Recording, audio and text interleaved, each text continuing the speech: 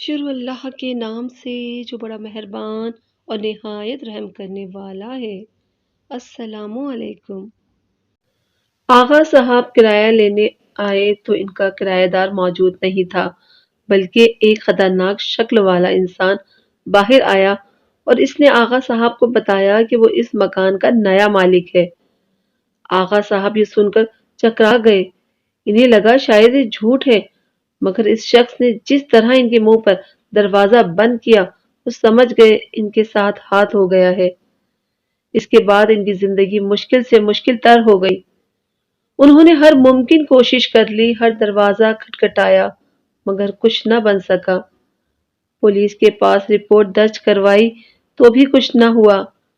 قبضہ کرنے والے شخص کے پاس پکے کاغذات تھے۔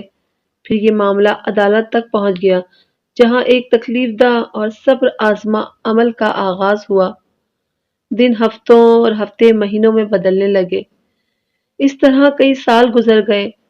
آغا صاحب کے پاس جو کچھ تھا انہوں نے مقدمے پر لگا دیا۔ پھر زیور اور گھر کی قیمتی اشیاء بیچی گئیں۔ آخر میں قرض لیا گیا، مگر نتیجہ کچھ نہ نکلا۔ ان چند سالوں نے ان کی کمر توڑ کر رکھ دی۔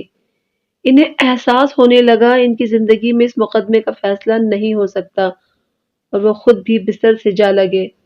ان حالات میں ان کی اہلیہ ہی تھی جو ان کا حوصلہ بڑھاتی تھی اور صبر کرنے کا کہتی۔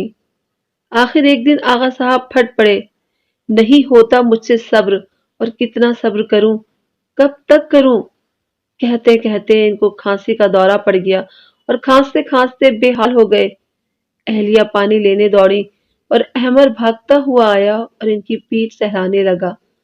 آغا صاحب نے پانی پیا اور گہرے گہرے سانس لینے لگے، پھر آہستہ سے بولے، بے شک ہمیں صبر کرنا چاہیے، لیکن اب میرے صبر کا پیمانہ بھر چکا ہے۔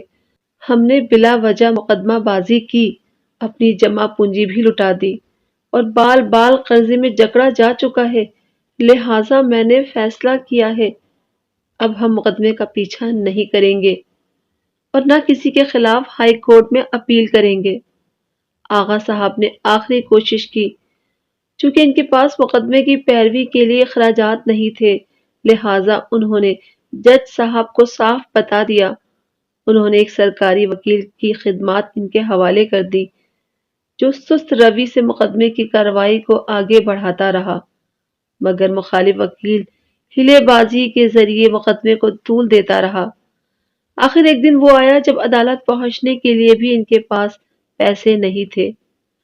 آغا صاحب عدالت نہ جا سکے۔ شام کو وکیل کا فون آیا کہ عدالت نے ان کے تمام ثبوتوں کو مسترد کر دیا ہے۔